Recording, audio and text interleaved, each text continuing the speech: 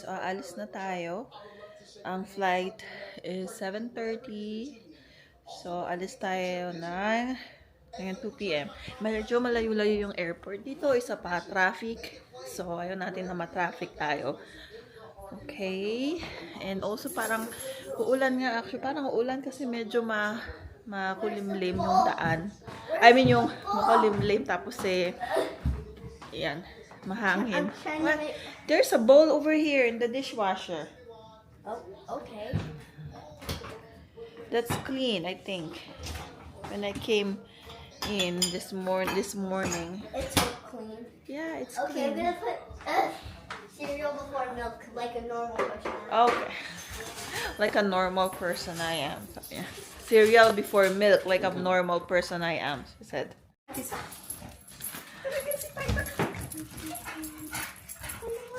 Violet, don't touch, baby.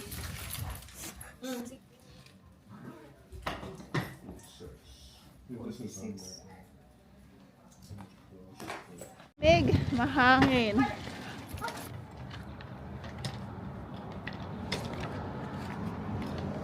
Ngayon lang umano yun eh.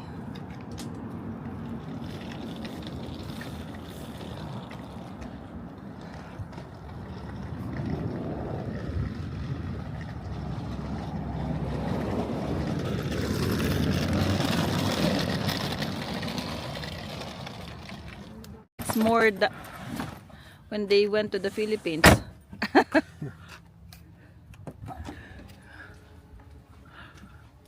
Bakit? No Danica to tell you what to do. Last time was Danica. Okay. So ang alis is 7 p.m. Tapos ang 6:47 ang dating mo sa California 10 o'clock. 2. So have to leave early. Tignan nyo naman yung ulap. The cloud, it's like a train. In 1,000 feet. San Francisco. I know, the airport in San Francisco, it's so close and it's not in the city. So it's not that traffic. And the airport is small, right? It's small. This airport is very big. Nakakalito. Pwede keep building houses and airport. Sana ihiwalay. They should separate the domestic and international kasi it's so far. Pupunta ka sa airport, it's like 2 hours maybe more or whatever kasi traffic as nasa city. At least dun sa San Francisco malayo-layo siya. Sa city hindi siya mismo it's not in the downtown. Ito sa downtown kasi the airport is in that you have to pass the downtown. So it's traffic, it's very crowded. That was, yan. Yung airport pa dito, sometimes you have to ride a train. Yeah, right? The train and you have to look for the number. If you miss the number, you have to go back again. Or ride the train. Wants to go around, but then there's a car on the other side, so you won't be able to do it. Yeah, kung papalapit sa downtown, medyo parang mga yung mga nagda-drive. It's like a jungle. Look at that. Sure, boss.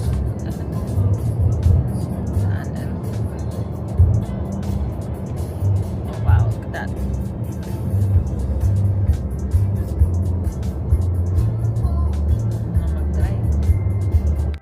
You have to be prepared to stop in here. You know, you're driving fast and then suddenly it's like going slow. I don't know, it's always traffic here. Is there an exit or something? Never come down here. On this spot, at the same spot. Always traffic. I don't know what's in there. 1, 2, 3, 4, 5, 7 lanes. Ontario, Canada. It's a license plate for Ontario. I don't know. Sa vicinity ng airport. So, dalawa kasi to. Isang south and isang north. So, ganun siya kalaki. Kailangan natin hanapin yung north. Domestic terminal.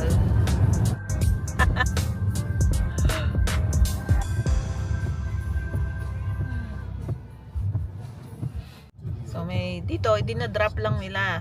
So you have to stop, you know, sa ano-ano, gilid-gilid katulad niya, kaya traffic. Tapos kaya mabilisan lang kasi idadrop lang, tapos yun na. N5. So it should be N5 all the way over there. Yeah. So ito N1 lang to. So doon pa sa dulo. In 400 feet. Pala yung ano. Yung hinting. Ayan.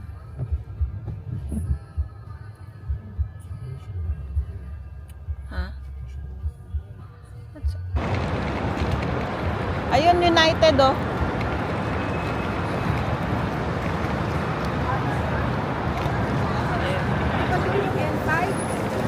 Ito na N5.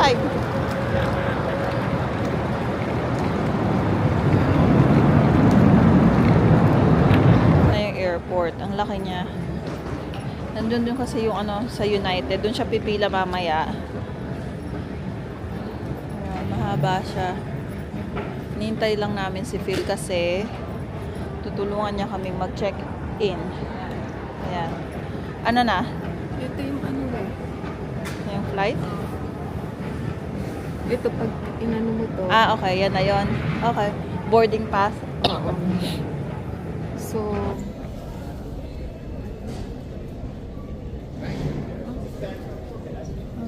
Okay. No. Okay. that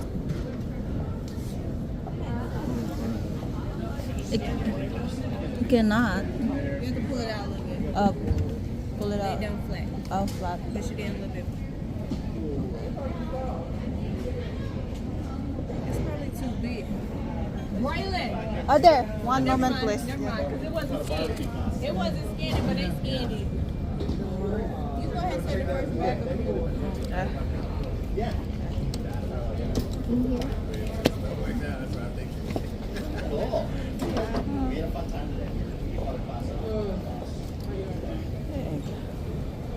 You can go right down there.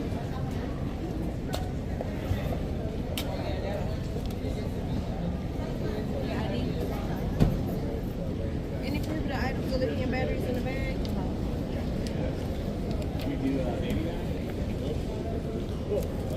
Might forget this one. You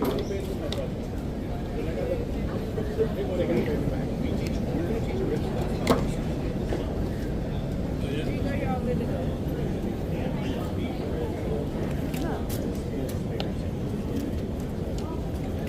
Oh, so I guess it's fine. T18. Yeah, T18. Terminal 18. Alright.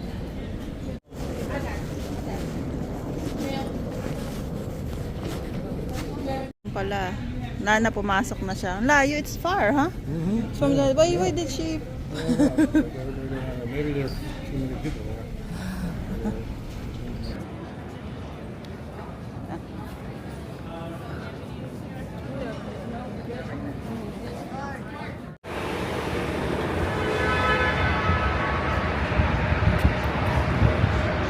So we're gonna cross the street. Yeah, I see it's here. Aha, yan laki ng airport, di ba? It's a big airport. Tapos may smoking zone sila din sa gilid.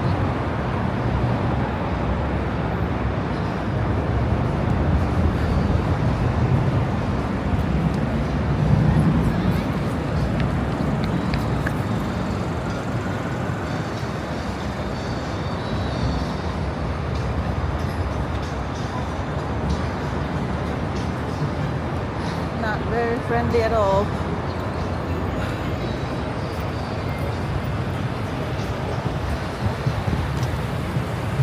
Oh, wow. Yeah, it's windy. It's a nice Honda right there. It's a new one.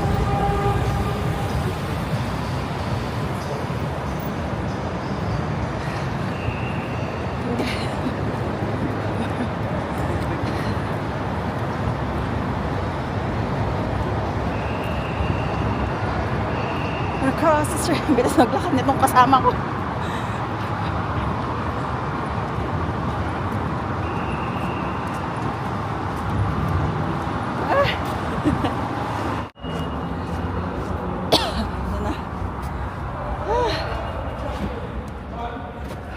Ayan.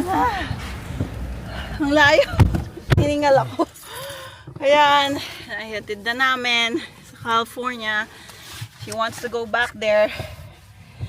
She said she misses, oh sorry, her friends and her co-workers. May ano din dito bayad, $3. So we have to pay $3. Window ready. Parking free. That's cool. Oh, free? Oh, okay. Maybe because like 5 minutes. Yeah. Okay. Guys, so malapit na kami sa bahay. Magluluto tayo ng paborito ni Phil ulit na na Italian recipe. So, matagal na ako hindi nagluluto nito, no? Parang nasa California pa yata kami. Anyway, guys, so ganun nga. Yung mama ko, namimiss niya yung California kasi nga nandoon yung family niya. At saka maraming Pilipino, nandoon yung mga kaibigan niya na Pilipino. So alam niyo na pag mga ganun na dito walang masyadong Filipino community. Well, may Filipino community pero hindi kami ma-attend. Siguro one time lang kami ma-attend. Tapos hindi naman sila ganun ka-friendly. Parang kahit naman sa sa California, hindi naman sila friendly, parang hindi nga nagpapansin ng mga Pilipino unless co-workers mo sila, ganon. So at least meron kang friends na maayang lumabas, maayang pumunta sa mall. Dito wala. Tapos natatakot yata siya mag-drive dito kasi nga yung mga driver parang sila mabibilis mag-drive, nagte-tailgate. So yun lang yung downside dito, no. Ganon yung nila style. Pero, hindi naman ibig sabihin nun, wala kaming malapit na mga restaurant or grocery store. Marami kaming mga, paglabas mo ng community namin, ang dami ng mga mapupuntahan. Walmart, Publix, as in, nandun lahat, mga restaurant. So, yun. Sabi nga namin, namimiss din namin California, pero hindi to the extent na lilipat ulit or, first priority na bisitahin. Si Danica, namimiss niya ang California. Gusto niyang pumunta. Parang ayaw niya nga umalis doon nung lumipat kami dito. But, we have to do what we have to do for our family kasi kung hindi, wala kaming matitira na bahay doon. Tapos, ang mahal-mahal pa ng bahay, in a small, ang liit ng bahay, wala pa siyang in-law, dalawa lang naman kami nagwo-work. Ang ginagawa ng ibang tao para makabili ng bahay sa California is nag-chip in sila, yung mga family, ganyan, naghahati-hati sila sa down payment tapos sa mortgage, or sometimes pag may pinaparent nila isang room, ganun, para tulong din sa mortgage. Kasi guys, nung time nalilipat kami para maghanap ng bahay, ang nakita namin pinakamura is $4,000. So, kailangan mo maghulog, so, masyadong marami. So, yung, instead na yung pinanghulog namin sa pang-rent, di naipon na lang namin para pang down payment dito sa lugar na to, sa kung nasan kami ngayon. Which is, it's much better on the long run. So, yun. And then, yung equity namin, tumaas na. But it doesn't mean na lilipat kami ulit doon. So, hindi na. We are very happy where we are right now. So, nagluluto na tayo ng pasta basil. Ito yung tawag dito pang restaurant na recipe na paborito ng aking asawa. Matagal ko nang hindi naluto sa kanya. Depende sa inyo.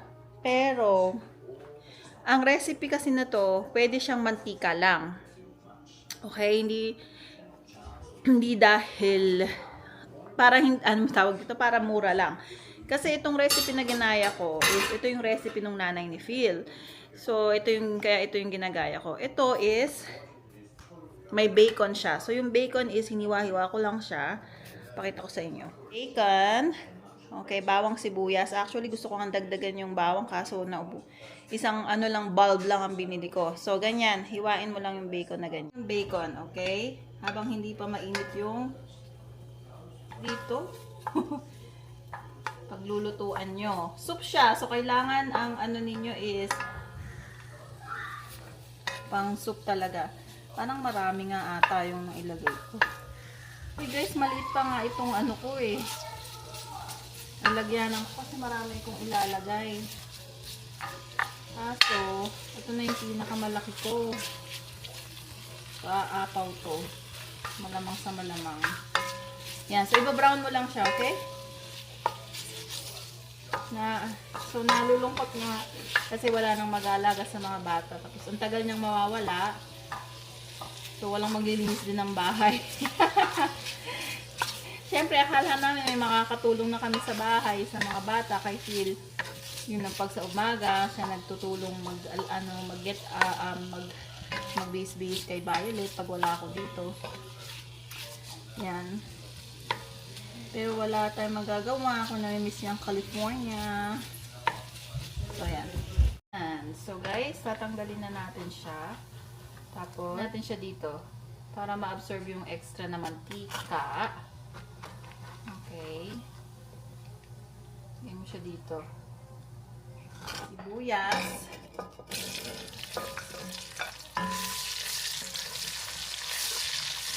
And then, bawang. Yung mga marami pang bawang, kaso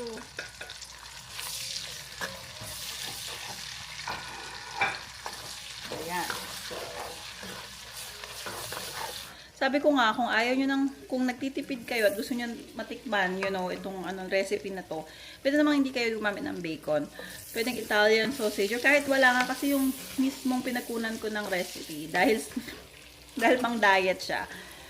Hindi siya gumagamit ng bacon, as in olive oil lang or ordinary oil lang. So, pwede na, di ba? So, bawang, sibuyas. Kaya marami nalagay kong sibuyas at bawang kasi marami kong ingredients. Pero kung konti lang naman kayong kakain, syempre, i-adjust nyo yung ingredients. Ito, pwede nyo itong actually, pwede nyo itong i-freeze. Tapos, init nyo na lang sa stove top. Pag ready nyong kainin. Kasi marami to eh. Kasi pasta. So, kumbaga ito yung sopas ng mga Italian. May ganon. Celery. Oh my God, ang ingay ng aso. Celery. Yung carrots mamaya na yan. Yung pasta basil is like pasta. So, ang gagamitin ng nating pasta is yung maliliit, ditalini. Maliit siya, oh. Ganyan. Ganyan siya kaliliit.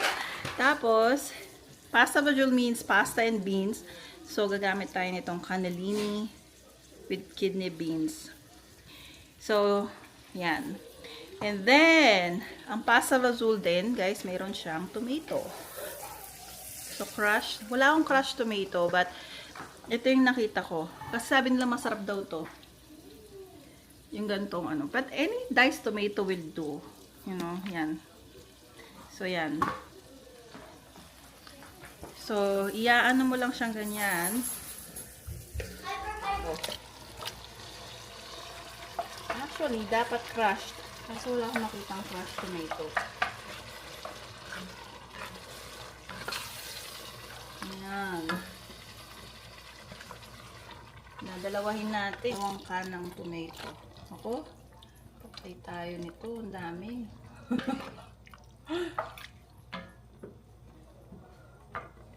Ang dami ata Naamoy nyo lang ang bango. So, ngayon natin ilalagay itong chicken broth. Ngayon, saka mo pakukulaan ng medyo matagal-tagal para yung ang tawag dito kamatis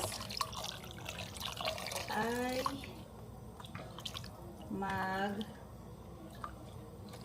yung malumambot. Tapos lagyan mo ng konting tubig. Ayan. Okay. So, yan na, diba? Ayan mo, lagyan mo na yung mga herbs.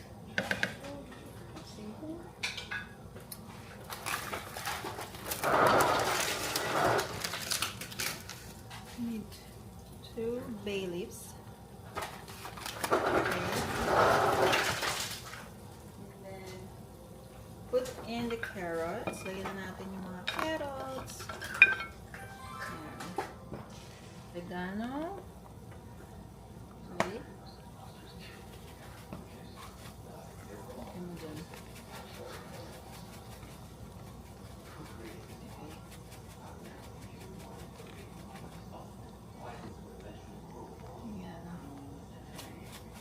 Iba naman ng sabaw na damihan natin.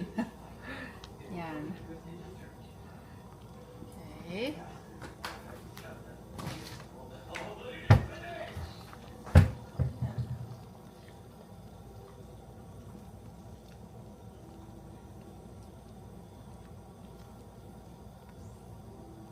Malapit na to. Another broth. Ayan. Hayaan ulit natin itong kumulo. And lalagay natin yung beans at yung pasta sa huli. Tapos yun na yun.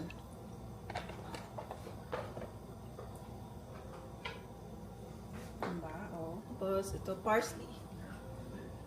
Parsley. Wait lang siya. So, let's see. Half na tayo. Ayan, okay na yun, guys. So, medyo matabang siya. Lagyan natin ng asin. So, malambot na yung pasta. Tikman ko na siya. Ilalagay na natin ngayon yung beans. Ayan. Beans. May kasama siyang ano medyo, yan. Parang sabaw niya. Yan na. Yan na siya. Pasta basil.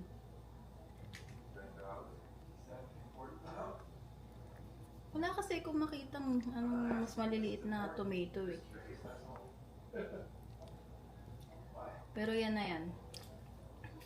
Before putting all the stuff in. Yeah, I did And that. then, like, so, And then ibabalik natin yung then you just take a bacon out.